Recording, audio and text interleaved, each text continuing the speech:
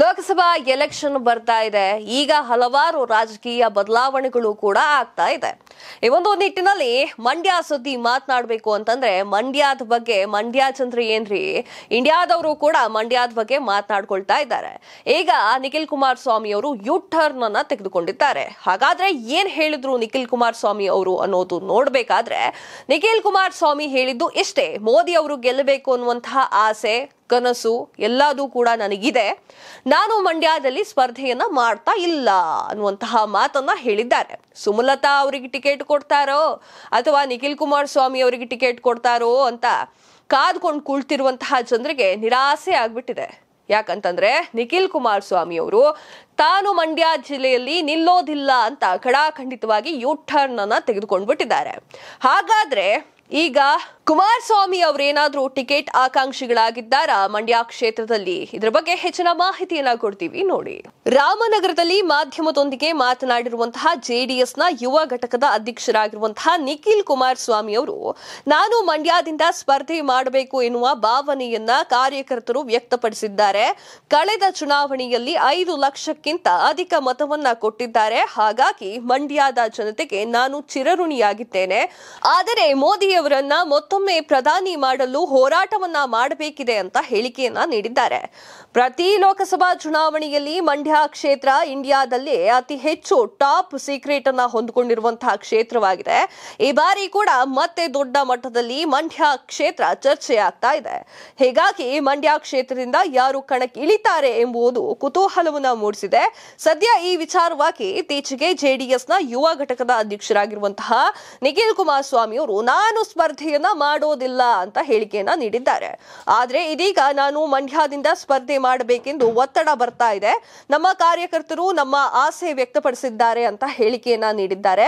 ನಗರದಲ್ಲಿ ಮಾಧ್ಯಮದೊಂದಿಗೆ ಮಾತನಾಡಿರುವಂತಹ ಇವರು, ಕಳೆದ ಚುನಾವಣೆಯಲ್ಲಿ 5 ಲಕ್ಷಕ್ಕಿಂತ ಅಧಿಕ ಮತವನ್ನ ಕೊಟ್ಟಿದ್ರು.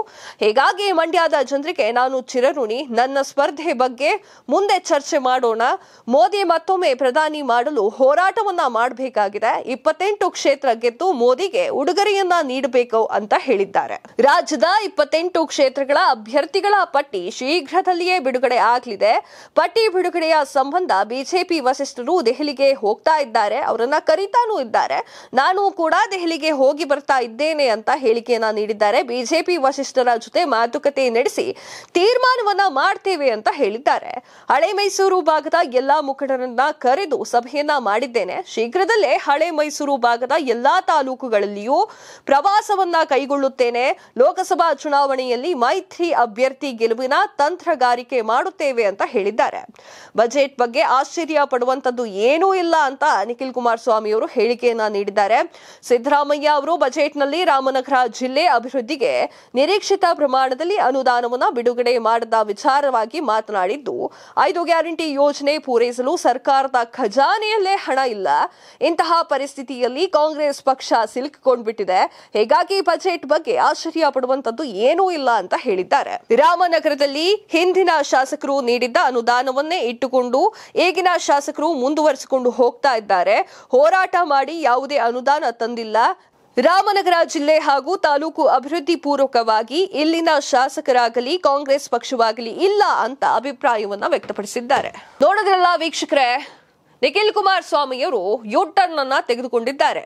ಹಾಗಂತ ಹೇಳಿ ತಾನು ಸ್ಪರ್ಧೆಯನ್ನ ಮಾಡೋದಿಲ್ಲ ಅಂತ ಹೇಳಿಕೆಯನ್ನ ನೀಡಿದ್ದಾರೆ ಹೊರತು ಅದ್ರ ಜೊತೆ ಇನ್ನೊಂದು ಸಾಲನ್ನ ಸೇರಿಸಿದ್ದಾರೆ. ಅದು ಏನಂತಂದ್ರೆ, ಕಾರ್ಯಕರ್ತರು ಒತ್ತಾಯವನ್ನ ಮಾಡ್ತಾ ಇದ್ದಾರೆ. ನನಗೆ ಹಿಂದಿನ ಸಲ ಎಲೆಕ್ಷನ್ ನಲ್ಲಿ ವೋಟ್ ಹಾಕಿದಂತ ಜನರಿಗೆ ನಾನು ಚಿರಋಣಿಯಾಗಿರ್ತೇನೆ. ಆದ್ರೆ ನಮ್ಮ ಕಾರ್ಯಕರ್ತರು ಹಠ ಮಾಡ್ತಿದ್ದಾರೆ, ನೀವೇ ನಿಂತುಕೊಳ್ಳಿ ಅಂತ ಹೇಳಿದ್ದಾರೆ. ಅವ್ರಿಗೆ ಮನ್ಸಿದೆಯೋ ಇಲ್ವೋ ಸೆಕೆಂಡರಿ. ಕಾರ್ಯಕರ್ತರು ಹೇಳಿರುವಂತಹ ಮಾತಿಗೆ ಒಪ್ತಾರೋ ಬಿಡ್ತಾರೋ ಅದು ಅವ್ರಿಗೆ ಬಿಟ್ಟಿದ್ದು. ಇದೆಷ್ಟೋ ಈ ಹೊತ್ತಿನ ವಿಶೇಷವಾಗಿತ್ತು. ಮತ್ತಷ್ಟು ಸುದ್ದಿಗಳಿಗಾಗಿ ನೋಡ್ತಾ ಇರಿ ಲೈನ್ ಟಿವಿ ಕನ್ನಡ.